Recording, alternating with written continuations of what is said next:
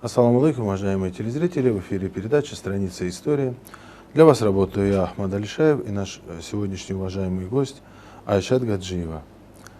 Говорить мы сегодня будем о такой личности, о нашем земляке, дагестанце Мухаммаде Исселениевиче Аша. Айшат Гаджиева является его биографом, также автором многих изданий о ученых и алимах Лаки. Здравствуйте, уважаемый Айшат. Я рад вас приветствовать у нас в студии. И давайте, наверное, начнем говорить о Мухаммаде Чаяшинском с того момента, наверное, с рождения. В какой семье он родился, кто были его родители, чем занимались, чтобы мы имели небольшое хоть представление, о ком говорим и мы, и телезрители.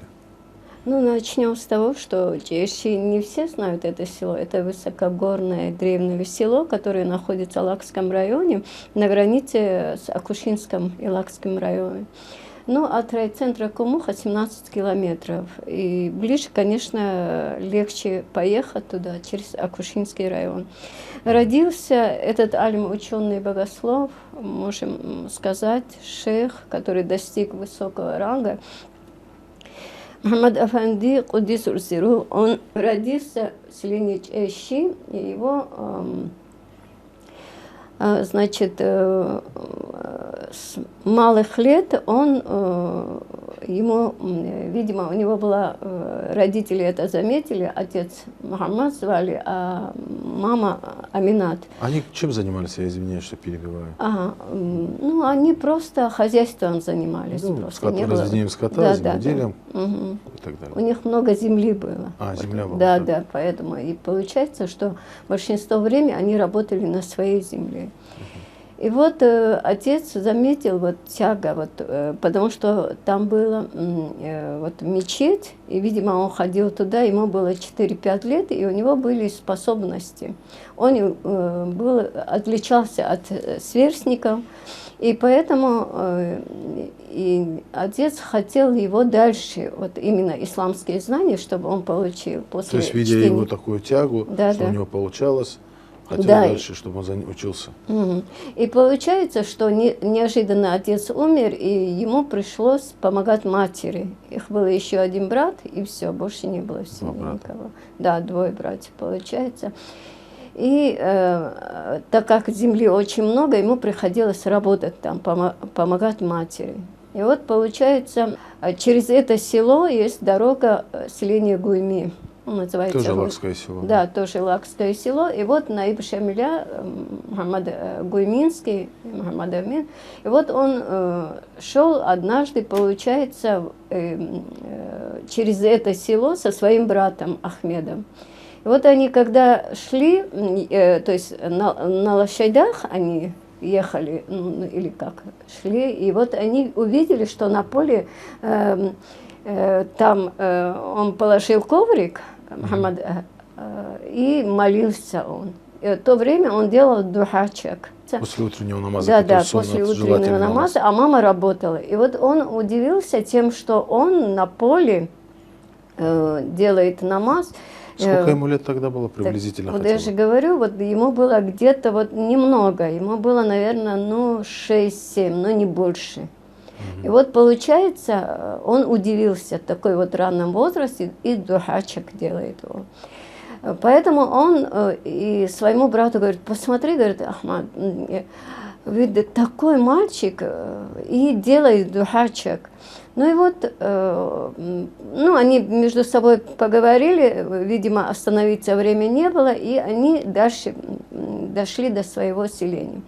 Теперь Гуйминский отправляет, так как Чаяшах тоже знали про Гуйминского, он отправил за ним, за Мухаммадом туда, в Чаяши, людей, кого-то отправил и попросил, чтобы он привели его. Когда он привели ему, разговаривали, он понял, что его способности, видимо, и начал с ним дальше изучать это ильму, что он... То есть стал его учителем? Да, он его был и первым учителем.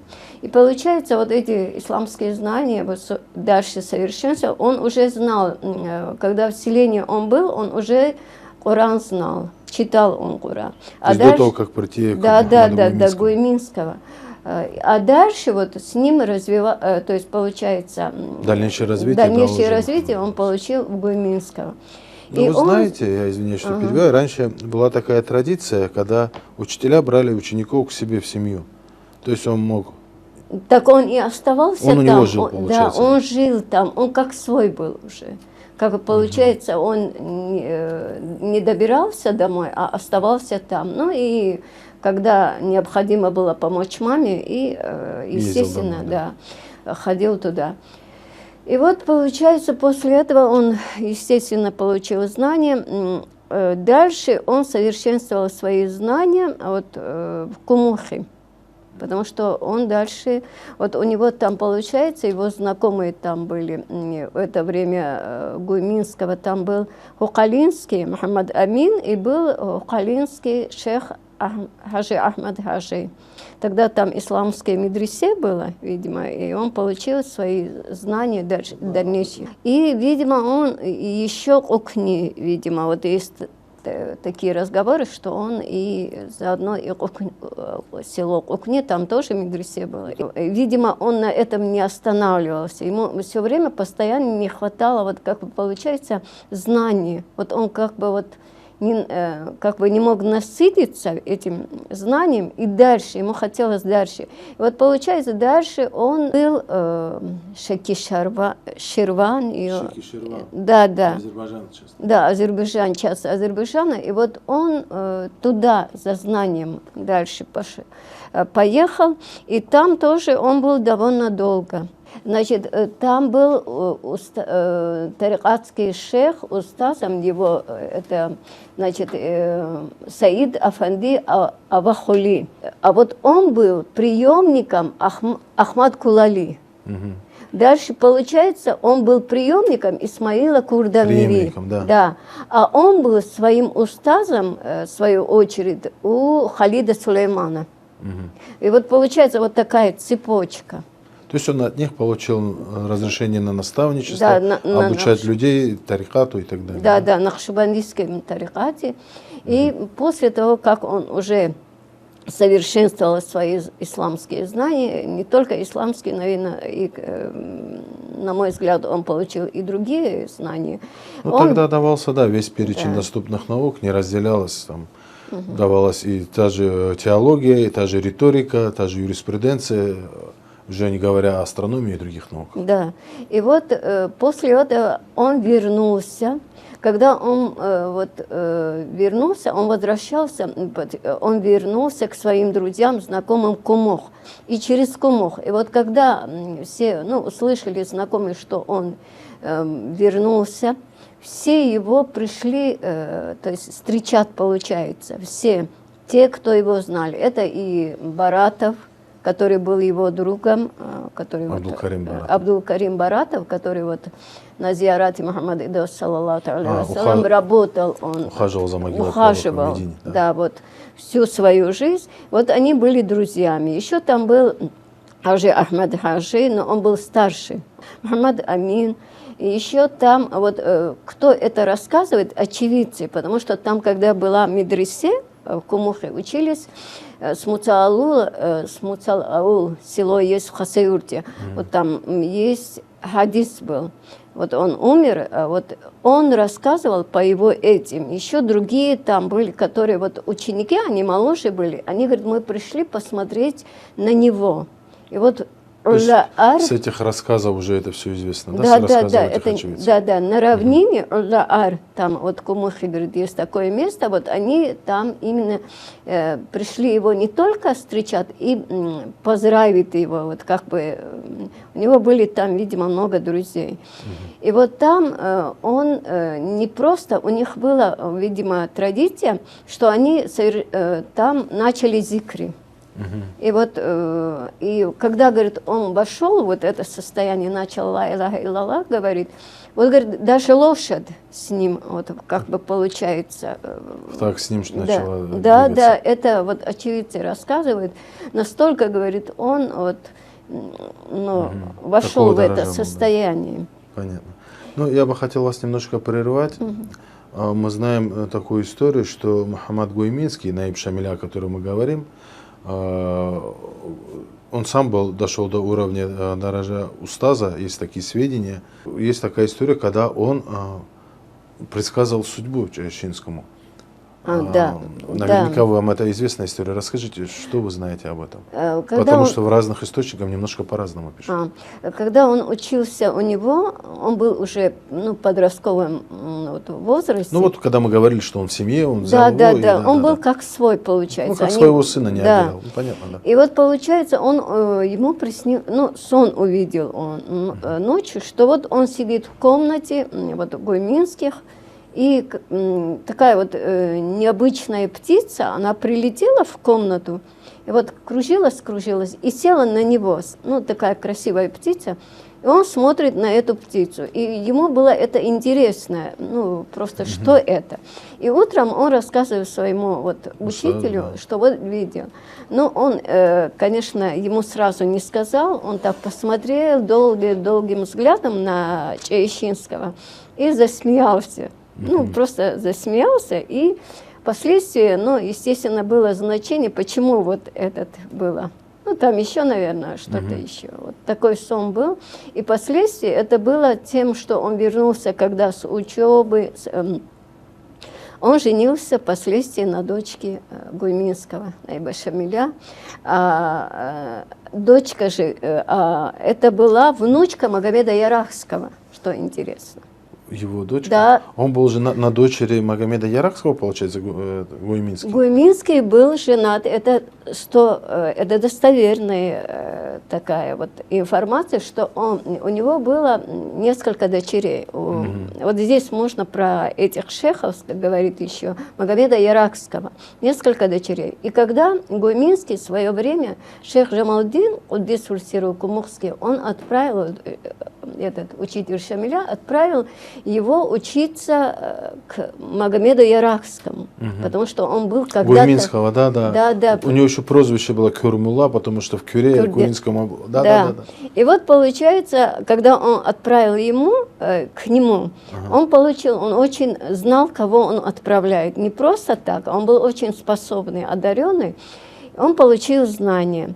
И когда уже вернулся домой в Гуйми, ему тоже эти сны не просто этим шейхам, это просто значение имеют. А ему приснилось там, что нет, ему надо было жениться, и родители предлагали свою родственницу. И ему завтра, и снится ночью, завтра должны засватать, ночью снится ему сон. Это Гуйминскому? Да, что он у Магомеда Ярахского, он делает омовение, а кувшин, капли, которые после омовения, как бы их, и этот кувшин поднимает его дочка. И получается, что впоследствии Зайнаб стала его, получается, женой. Это было к этому, оказывается. И когда он шейху Джамалдину Куддис-ур-Сиру рассказал, он сказал, я, говорит, помню, что вряд ли он даст мне, но он просто сомневался. И когда то есть Гуйминский сомневался, послали сватов, чтобы не получить отказ. Да. И они вдвоем отправляются туда, к Магомеду Ярахскому. То есть, получается, Джамалдин был еще сватом Гуйминского. Да. Вот как интересно. И когда пришли туда, они говорят, мы пришли с такой вестью, может, она уже засватана, они же не знают. Да. Магомед Ярахский сказал, если Всевышнему так угодно, кто же я? Я же всего лишь раб Всевышнего. Там такие интересные, да. И получается, теперь на их дочери женился Мухаммад Чаяшинскому, о котором мы говорим. И получается, Гуйми отправляется замуж, вышла Зайнаб, а дочка, получается, ихняя дочка впоследствии стала женой Чаяшинского, то есть внучка Магомеда Ярахского. Когда это я говорила, что-то мне люди в начале как-то 10-15 лет это было, честно говоря, как-то на меня говорят, не может быть, были такие сторонники. Я тоже, честно говоря, испытал удивление, когда вы сказали. Не может быть, видимо, они говорили от восхищения, наверное. Да, нет, это правда, это люди, это невозможно просто и говорить, преувеличить. Это было на самом деле и фактически. И она похоронена. Что интересно, Дочка Магомеда Иракского похоронена у них в Гульми, вот это где зиарат, недалеко от мужа, а Чаищинского, вот она тоже впоследствии похоронена у нас в Чаях. Чаищин. Вот Ну, поженились они, то есть Да. то, что должно было случиться, случилось. Да, И да, Мухаммад да. Чаищинский женился на, получается, внучке Мухаммада Яровского. Да. Были ли у них дети? Да, были, конечно. Но судьба у них так, ну, так получилось, что они долго не жили вместе, всего 2 года максимум, потому что она беременная стала, и она родила. Вот когда она в то время, естественно, тройню, вот, 3 родила. да, 3, и получилось, что она умерла, и 2 родах. детей, да, мальчика и девочка, и остался один То мальчик. есть умерла она, умерло 2 дочерей после родов, остался только 1 мальчик? Да, Амар. Вот Амар, его- вот именно который... Ага. Да, впоследствии, который стал, тоже достиг совершенства знаний исламских. И вот он взял, почему я это подробно знаю хорошо, потому что моя прабабушка, она была ученицей, как бы вирд брала у Чаищинского. И когда жена умерла, он принес своего, это просто так не расскажешь, сына привел, вот только что родившегося сына, к моей этой прабабушке. Это Амара, что ли? Да, и сказал, у меня только, вот бывают же доверенные, вот, в селе, может, все хотели этого, это было такое, вот его сильно уважали, любили. Он привел, и все думали, кому же он отдаст. Ну да, Он естественно, мужчина привел остался и без сказал, у меня только на тебя надежда вся и доверие. И потом бабушка мне впоследствии, ну, прабабушка бабушке рассказала, и у нас в семье было это. И она рассказывала, правой грудью она кормила Амара, а левой давала девочке, моей бабушке. Вот так получилось, что у нас... Молочное родство есть, да. И до сих пор у нас вот бывает же, у нас не было, чтобы мы эти тухуми друг друга вот обижали или какие-то конфликтные ситуации, Ну, мы знаем, естественно, что мы откуда и как нужно быть.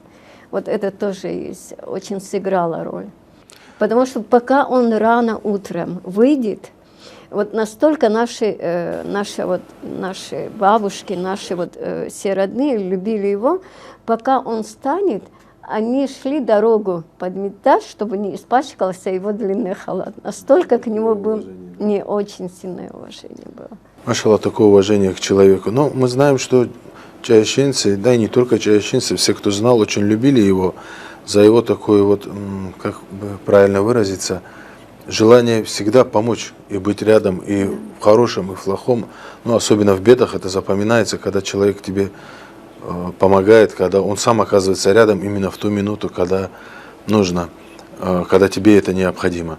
Бывали, что вот односельчане уходили на заработки, потому что в горах же трудно бывало заработать деньги, и, естественно, они далеко уходили. И Чаищинский, если вот что-то случилось с односельчаном, или с мужчиной там, он тяжело больной, или он уже умер, он говорил, Патимат, вот рядом жила такая покойная Патимат, и ее позывал к себе и говорил, иди сообщи, чтобы они готовились. То есть везут Вот, больного, везут там... Да, и даже вот, ну, нигде нет это, да, не было ни телефона, ничего, да, как он мог это? Это вот Всевышний вот такой дар ему Карам отдавал, что он знал, что там происходит, с чем они вернутся и когда это произойдет. И она сообщала, и ждали уже. И если он сказал, значит, так оно и происходило. И у него было очень много интересных, вот так он лечил людей молитвами, кого как.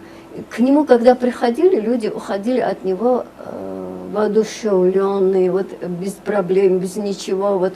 Он всех успокаивал.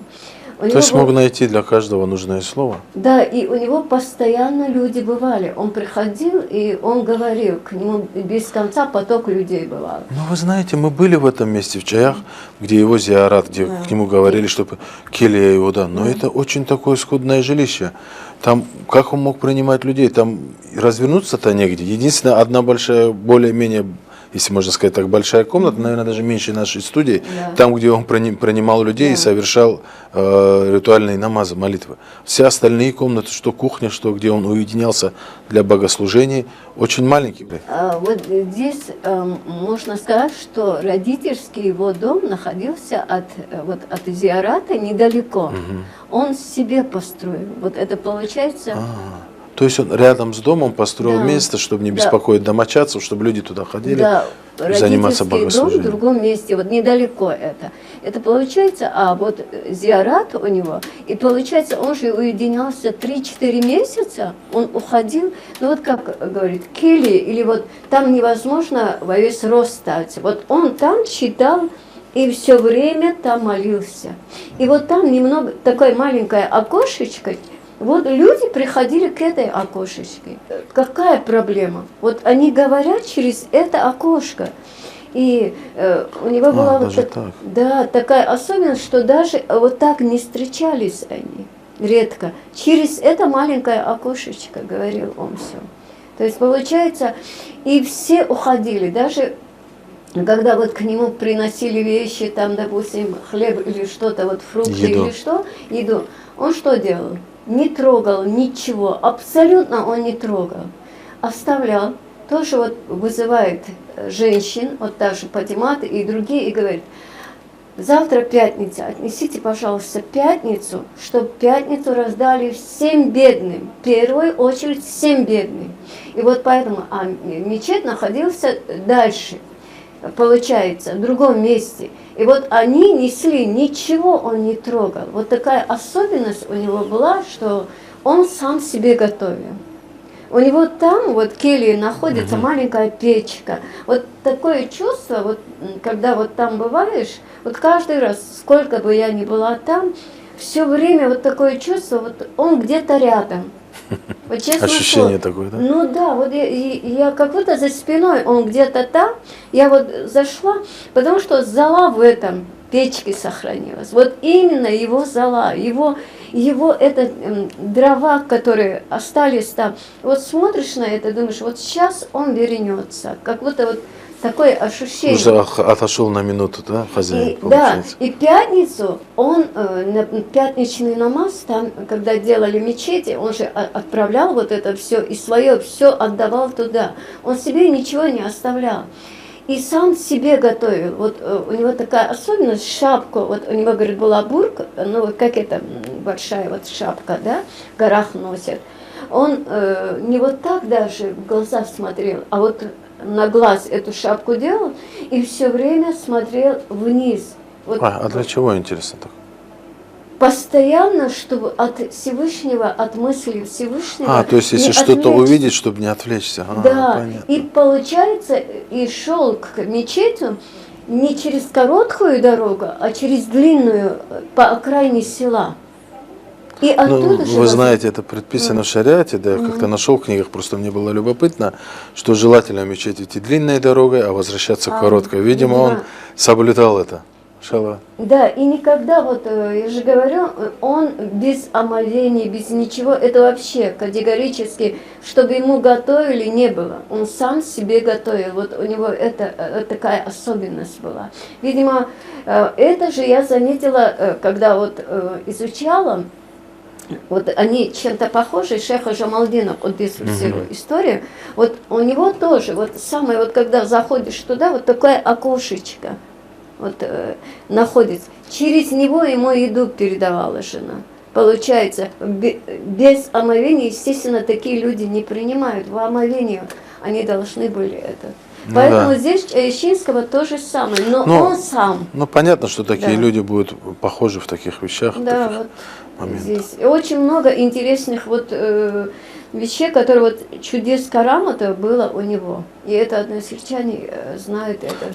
На этом, дорогие друзья, сегодняшнюю нашу передачу, к сожалению, моему глубочайшему придется закончить. Смотрите нас на следующей неделе, вторую часть нашей передачи. Оставайтесь с нами, любите свою родину, изучайте свою историю. До следующих встреч, друзья.